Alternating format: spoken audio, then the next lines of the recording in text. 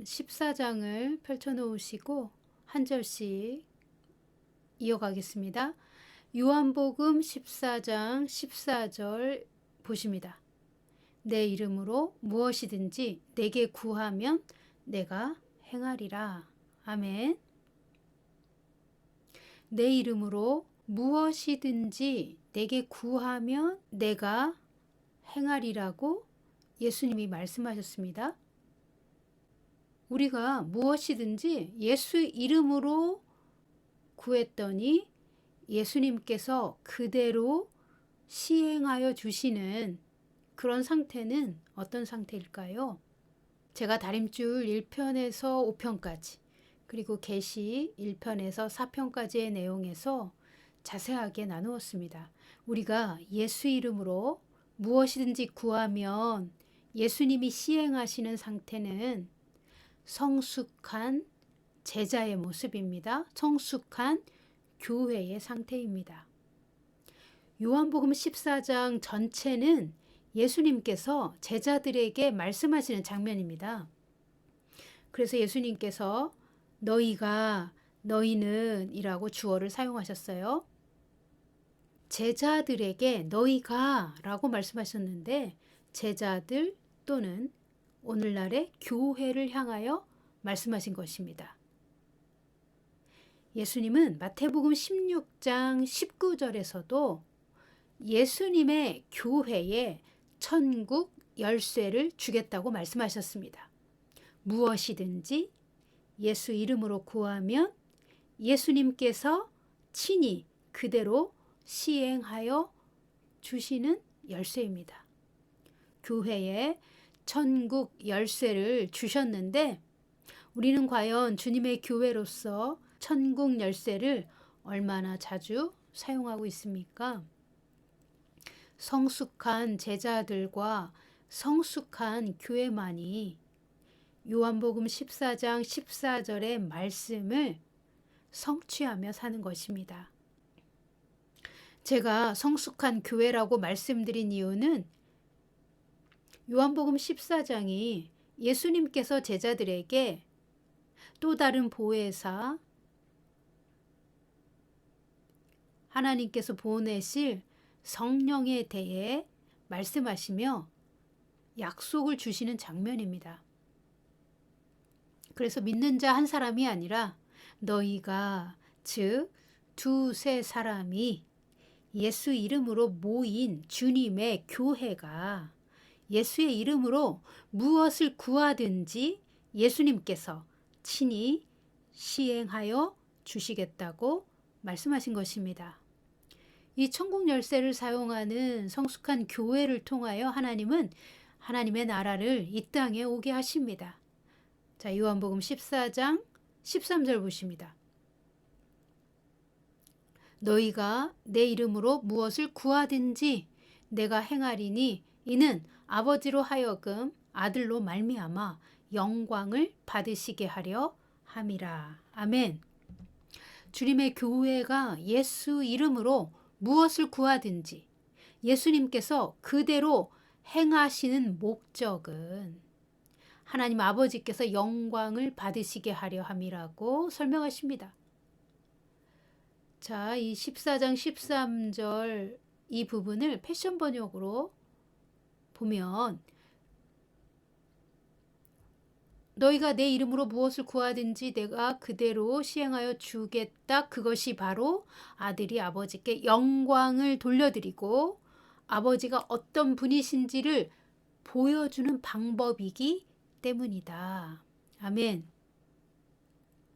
그러니까 주님의 교회인 우리가 예수 이름으로 무엇이든지 구하고 구한 것을 예수님이 시행하실 때 하나님 아버지께서 예수님을 통하여 영광 받으신다고 말씀하십니다. 그리고 패션 번역이 말하는 것처럼 우리가 기도한 대로 예수님이 행하여 주시는 그 모습을 세상이 볼 때에 하나님이 누구이신지를 알게 된다는 것입니다. 예수님의 성숙한 교회가 예수 이름으로 무엇이든지 구하고 받을 때에 세상에 아버지 하나님이 어떤 분인지를 보여주는 하나님의 방법인 것입니다. 하나님이 영광 받으시고 하나님의 선하심이 세상에 증거되기 위하여 성숙한 교회가 예수 이름으로 무엇이든지 구하는 대로 예수님이 시행하여 주시는 것입니다. 그러므로 우리는 성숙한 교회로 성장해야만 합니다. 주님의 교회는 성령님의 도우심으로 예수님을 닮고 장성한 분량까지 자라날 수 있습니다. 요한복음 14장 18절 보십니다. 내가 너희를 고아와 같이 버려두지 아니하고 너희에게로 오리라. 아멘. 18절 앞에 16절 17절에서 예수님께서 십자가로 가시기 전에 제자들에게 장차 또 다른 보혜사가 너희에게 오실 것이다 말씀하시며 그가 너희와 영원히 함께 하실 것이다 라고 하셨습니다. 그리고 이어서 18절에 내가 너희를 고아와 같이 버려두지 아니하고 너희에게로 오리라 하십니다.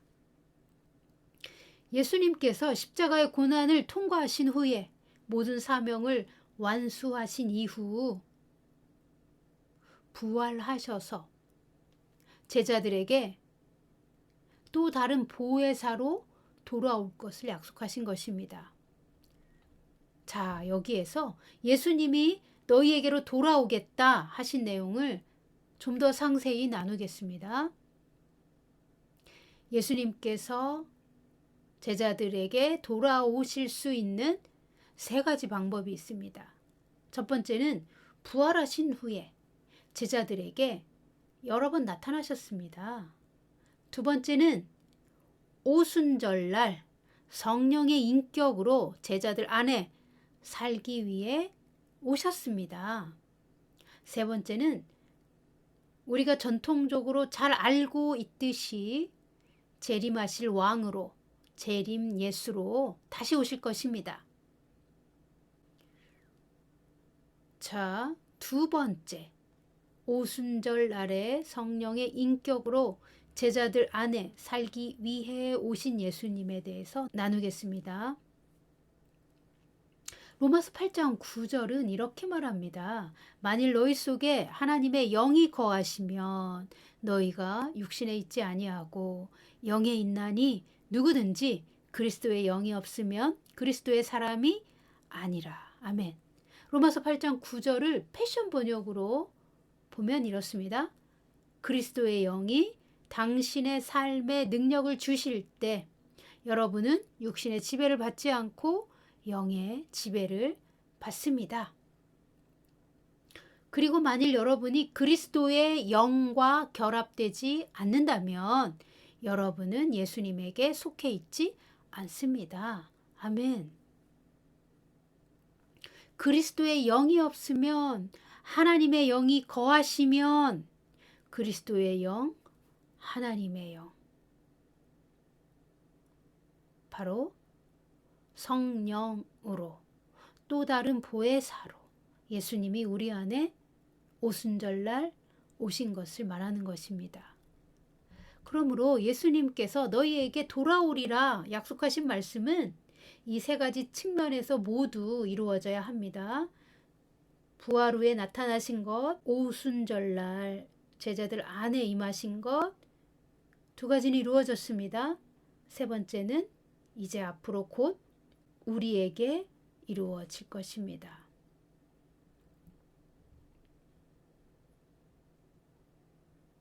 요한복음 14장 18절 내가 너희를 고아와 같이 버려두지 아니하고 너희에게로 오리라 하신 말씀을 더 잘 이해하기 위해서 그 앞에 있는 16절 예수님께서 말씀하신 또 다른 보혜사에 대해 나누겠습니다. 또 다른이라고 예수님이 표현하신 그 또 다른에 해당하는 헬라어는 알로스입니다.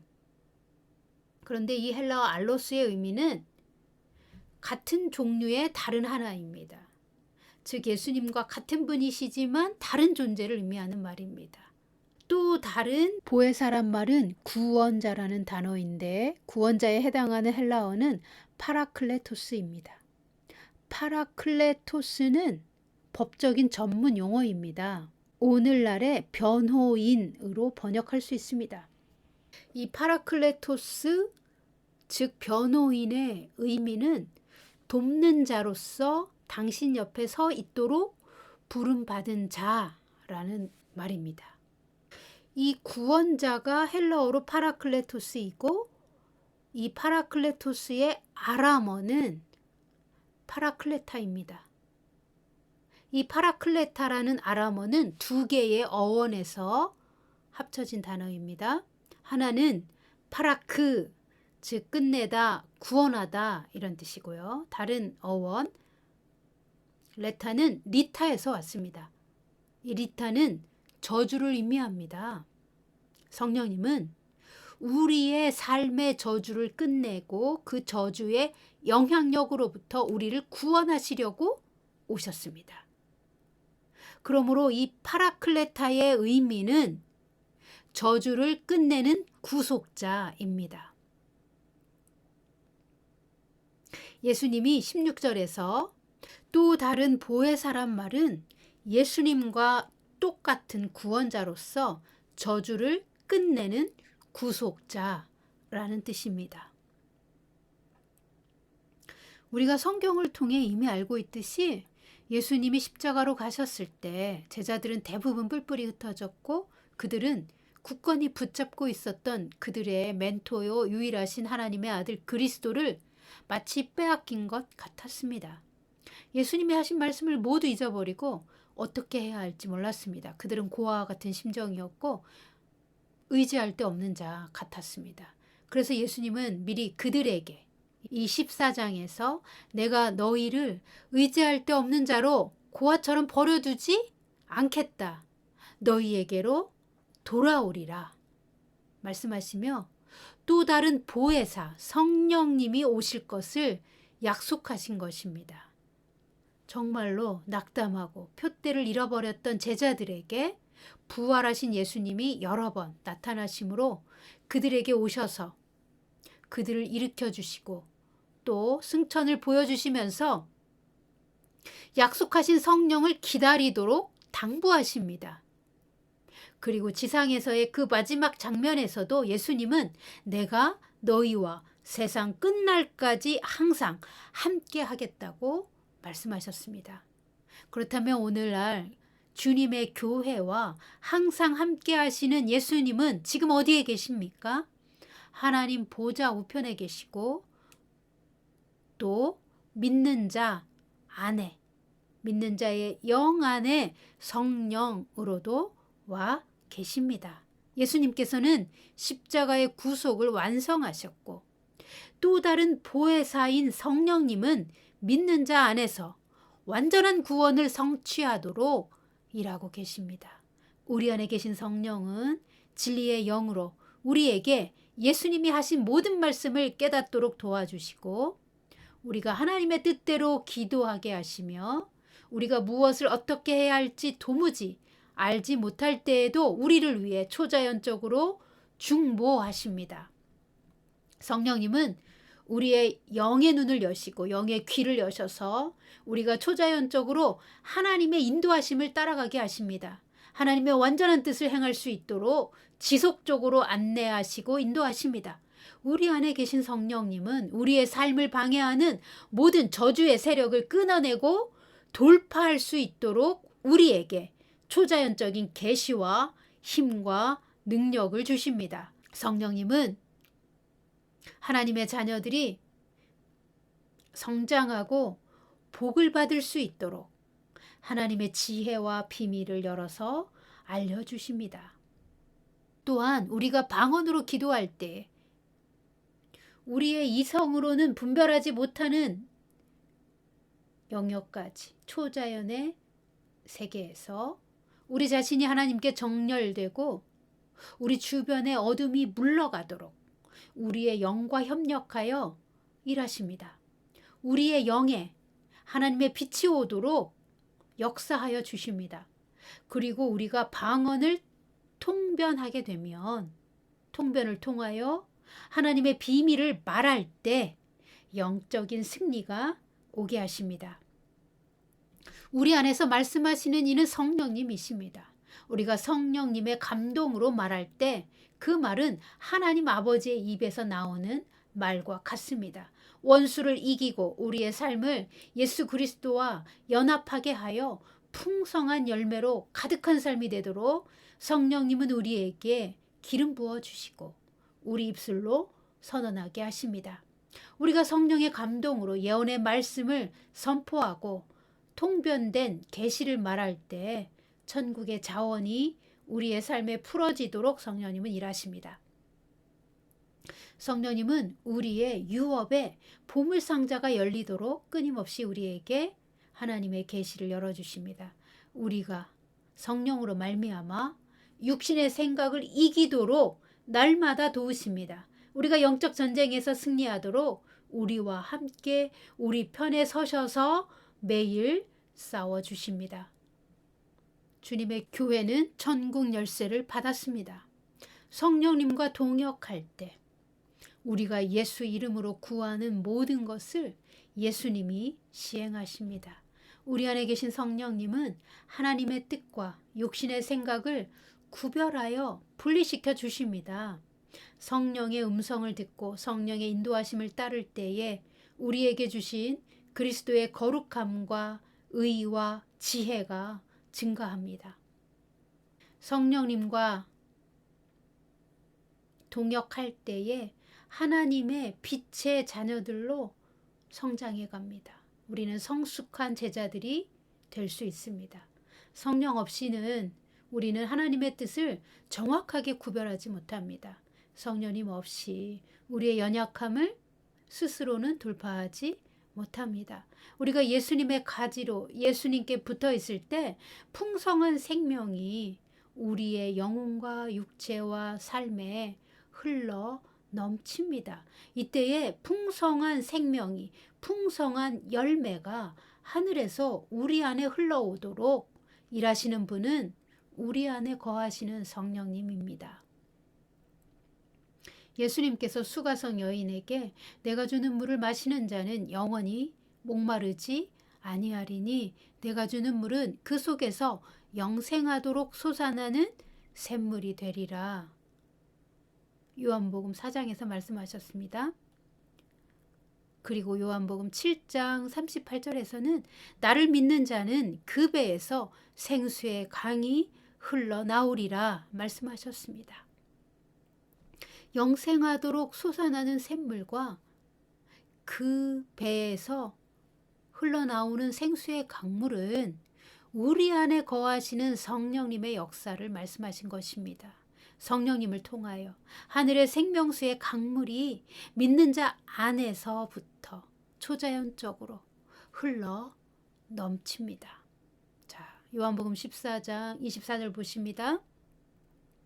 나를 사랑하지 아니하는 자는 내 말을 지키지 아니하나니 너희가 듣는 말은 내 말이 아니요 나를 보내신 아버지의 말씀이니라. 아멘. 예수님을 사랑하는 자는 예수님의 말씀에 반드시 순종합니다. 예수님의 말씀에 순종하는 자들에게는 성령님을 통하여 풍성한 삶이 나타납니다. 그리고 풍성한 열매가 맺힙니다. 예수님은 오직 아버지의 말씀만을 대언하셨습니다. 우리도 성령님을 의지하여 우리 안에 주시는 하나님의 말씀을 대언해야 합니다. 그렇게 할 때 우리가 무엇이든지 예수 이름으로 구한 것은 다 이루어지는 것입니다. 이어서 14장 28절 보십니다. 내가 갔다가 너희에게로 온다 하는 말을 너희가 들었나니 나를 사랑하였더라면 내가 아버지께로 감을 기뻐하였으리라. 아버지는 나보다 크심이라. 아멘. 그러므로 예수님이 십자가의 고난을 통과하여 부활하시고 승천하셔서 아버지께로 가셨던 것은 바로 우리를 위한 것입니다. 예수님이 십자가에서 모든 수치를 감당하신 이유는 믿는 자가 성령으로 말미암아 하나님의 기뻐하시는 성숙한 교회로 세워질 것을 미리 보셨기 때문입니다. 예수님이 이 땅에 오셔서 이루셔야 했던 모든 소명과 사명은 십자가에서 완성되었습니다. 그리고 성령이 제자들 안에 오심으로 제자들의 소명이 확장되고 완성되도록 하나님은 계획하셨습니다. 그래서 예수님은 기꺼이 제자들을 이 땅에 남겨두고 아버지께로 가실 수 있으셨어요. 성령이 오시면 제자들이 이전과 전혀 다른 새로운 존재로 변혁되어 성령의 권능 안에서 예수님과 같은 일을 하고 예수님보다 더 큰 일도 하게 될 것을 아시고 기뻐하셨기 때문입니다. 사랑하는 성도 여러분, 여러분 안에 계시는 성령님을 사모하십시오. 성령님께 귀를 기울이십시오. 성령님을 전적으로 의지하십시오. 성령님은 예수님의 보혈과 예수님의 말씀이 있는 곳에 오십니다. 성령님은 거룩한 삶을 사는 성도에게 오십니다. 성령님은 우리가 하나님의 뜻을 행하려고 할 때 믿는 자 안에서 초자연적인 지혜와 능력과 힘으로 역사하여 주십니다. 사람의 모든 연약함을 뛰어넘어 하나님의 능력으로 일하여 주십니다. 성령님은 우리가 예수님의 십자가의 복음을 믿고 구원받고 저주를 끝내고 치유받고 하나님이 주시는 예수 그리스도의 풍성한 생명을 누리기를 원하십니다. 하나님은 우리가 성령으로 말미암아 풍성한 삶을 살기를 바라십니다. 아버지는 우리가 예수님의 생명을 얻고 더 풍성한 삶을 살도록 성령님을 우리에게 보내주신 것입니다. 뿐만 아니라 우리가 부르심을 성취하고 유업을 얻도록 성령님을 우리 안에 보내주셨습니다. 자, 다 같이 기도하시겠습니다. 성령님, 이제부터는 우리가 성령님을 홀대하지 않겠습니다. 성령님을 의지하지 않고 우리 소견대로 살았던 것을 회개합니다. 성령님, 이제는 온 마음으로 성령님을 저의 삶에 초대합니다. 환영합니다. 오셔서 저의 삶의 저주를 끝내주시고 저를 구속하여 주십시오. 저의 육체에 치유의 성령님 오십시오. 저의 혼에 상처에 치유의 성령님 오십시오. 저의 재정에 성령님 오십시오. 저의 모든 관계에 오십시오. 그리고 저의 부르심에 오십시오. 성령님, 저의 삶에 오셔서 풍성한 생명을 누리도록 저를 구속하여 주십시오. 예수님의 이름으로 기도합니다. 아멘.